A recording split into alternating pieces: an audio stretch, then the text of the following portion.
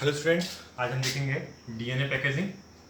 DNA की packaging कैसे होती है वो हम देखेंगे। जनरली अपन देखेंगे कि सेल है, उसमें सेल में जो क्रोमोसोम डीएनए है वो कहाँ पाया जाता है। सेल के अंदर यदि अपन देखें, सपोज है कि ये सेल है, इस सेल के अंदर न्यूक्लियस है और न्यूक्लियस के अंदर क्या होता है, डीएनए पाया जाता है। ये डीएनए अपन देखें तो ये क्रोमोसोम्स के अंदर होता है। किसके अंदर होता है? क्रोमोसोम्स। तो देखें अपन तो इस प्रकार से स्ट्रक्चर होता है क्रोमोसोम का। ये सेंट्रोमियर है, ये क्रोमोसोम्स है, क्रोमोसोम का स्ट्रक्चर है। और इसमें जो आपको यहाँ पर धागेनुमा संरचना दिखाई दे रही है इस प्रकार से, यहाँ पर अंदर की ओर ये जो है ये इसमें डीएनए है। तो अब डीएनए यहाँ पर कैसे होता है, तो यहाँ पर इसको थोड़ा सा अपन बड़ा करके देखें तो ये जो भाग है थ्रेड लाइक संरचना, धागेनुमा संरचना है, इसको थोड़ा सा बड़ा करके देखें तो इस प्रकार से एक लूप नुमा संरचना हमको दिखाई देती है, धागेनुमा संरचना दिखाई देती है। ये धागेनुमा जो संरचना है इसको थोड़ा सा हम और बड़ा करते हैं, मैग्नीफाई करते हैं, तो ये जो है इस प्रकार के बहुत सारे गोल गोल संरचना किसी धागे में लिपटी हुई दिखाई देती है, जिसे हम बोलते हैं क्रोमेटिन फाइबर। क्या बोलते हैं? Chromatin fibre. अब ये क्रोमेटिन फाइबर को यदि हम थोड़ा सा और बड़ा करके देखें तो इस प्रकार से ये अलग अलग मोतियों की माला जो होती है उस प्रकार से धागे में मोती पिरे हुए रहते हैं, तो मोतियों की माला जैसी संरचना हमको दिखाई देती है, जिसे हम बोलते हैं क्रोमेटिन। ये क्रोमेटिन जो संरचना है, इस क्रोमेटिन को यदि अपन देखें तो यहाँ पर एक धागेनुमा संरचना आपस में इन गोल गोल संरचना आपको दिखाई दे रही है, जो ये जो है प्रोटीन के मॉलिक्यूल होते हैं। इन प्रोटीन को मॉलिक्यूल को बांधे हुए एक संरचना पाई जाती है ना, जिससे क्यों इनको लिंक करती है, जोड़ती है, इसलिए हम इसको बोलते हैं लिंकर। क्योंकि ये जो संरचना आपको दिखाई दे रही है धागेनुमा संरचना, इसको हम बोलते हैं डीएनए। तो ये आपके जो लिंकर डीएनए कहलाता है। आगे देखें अपन तो ये जो लिंकर डीएनए है, ये लिंकर डीएनए बहुत सारे प्रोटीन्स के मॉलिक्यूल को बांधे रहता है। तो ये जो प्रोटीन के मॉलिक्यूल है ये हिस्टोन प्रोटीन के मॉलिक्यूल होते हैं। किसके होते हैं? हिस्टोन प्रोटीन के मॉलिक्यूल होते हैं। ये हिस्टोन प्रोटीन को मॉलिक्यूल को दी ये पूरे जो मॉलिक्यूल है जिससे हिस्टोन प्रोटीन डीएनए जो हिस्टोन प्रोटीन को बाइंड करता है उसको हम बोलते हैं हिस्टोन प्रोटीन। अब हिस्टोन प्रोटीन का ये पूरे जो मॉलिक्यूल है जो इससे डीएनए बंधा हुआ था है, इसको हम बोलते हैं न्यूक्लियोसोम। ये पूरा का पूरा जो मॉलिक्यूल आपको दिखाई दे रहा है ये पूरा का पूरा मॉलिक्यूल कहलाता है न्यूक्लियोसोम। अब ये जो न्यूक्लियोसोम मॉलिक्यूल है ये यहाँ पर आपको दिखाई दे रही है, ये सब प्रोटीन होते हैं जिसे हम बोलते हैं हिस्टोन प्रोटीन। जो हिस्टोन प्रोटीन है ये पूरे के पूरे कोर ऑक्टामर कोर का निर्माण करते हैं, है ना, हिस्टोन के।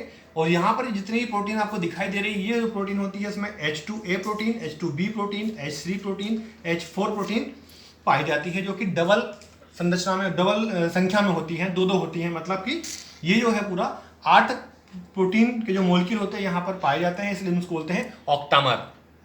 तो ये ऑक्टामर होता है। यदि हम थोड़ी सी बात करें इसकी हिस्टोन प्रोटीन के बारे में, तो हिस्टोन प्रोटीन जो होते हैं वो एल्कलाइन होते हैं, मतलब क्षारीय प्रकृति के होते हैं। ये लो मॉलिक्यूलर वेट प्रोटीन होते हैं। जो हिस्टोन प्रोटीन होते हैं वो लो मॉलिक्यूलर वेट प्रोटीन होते हैं, पॉजिटिव चार्ज वाले होते हैं, और ये 5 प्रकार के होते हैं। तो देखें अपन H1, H2A, H2B, H3, H4 और एक फिश वगैरह है जिसमें पाई जाती है H5। तो अपन देखिए यहाँ पर 5 टाइप्स से हम इसको डिस्क्राइब कर सकते हैं, बता सकते हैं।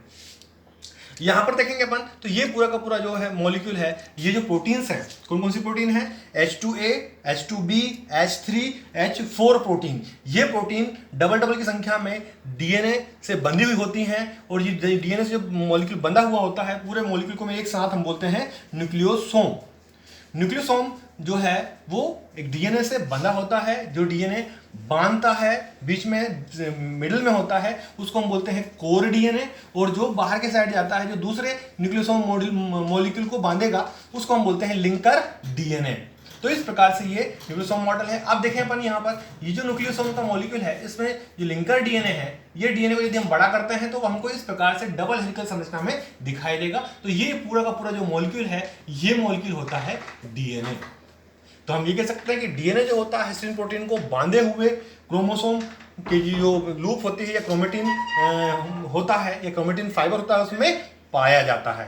तो इस प्रकार से अपन देखेंगे यहाँ पर ये जो हिस्टोन प्रोटीन को बांधे हुए डीएनए है, मतलब जिसे हम बोलते हैं न्यूक्लियोसोम। जो न्यूक्लियोसोम होता है ये न्यूक्लियोसोम की 6 यूनिट मिलकर या 6 मॉलिक्यूल मिलकर आपस में बनते हैं, और बनने के बाद में एक निर्माण करते हैं किसका? सोलेनॉइड्स का।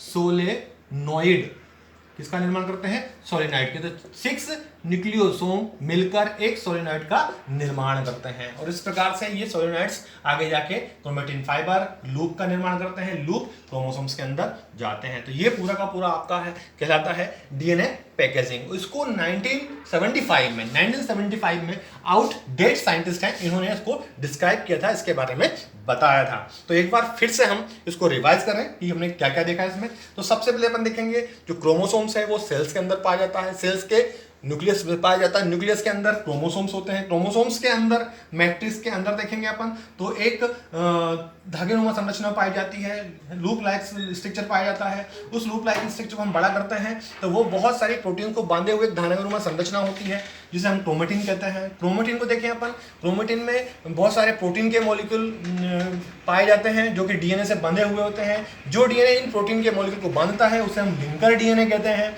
यहाँ पर जो प्रोटीन बंधी होती है वो कम से कम 8 प्रकार की प्रोटीन होती है जिसे हम बोलते हैं ऑक्टामर, तो जो ऑक्टामर होता है वो न्यूक्लियोसोम मॉडल होता है या न्यूक्लियोसोम होता है। अब न्यूक्लियोसोम जो होता है वो 8 प्रकार की प्रोटीन, कौन कौन सी प्रोटीन होती है उसमें? H2A protein, H2B protein, H3 protein, H4 protein, ये सब दो मॉलिक्यूल के उसमें दो की संख्या में पाए जाते हैं। इस प्रकार से ये 8 प्रकार के होते हैं, इसलिए ऑक्टामर बोलते हैं।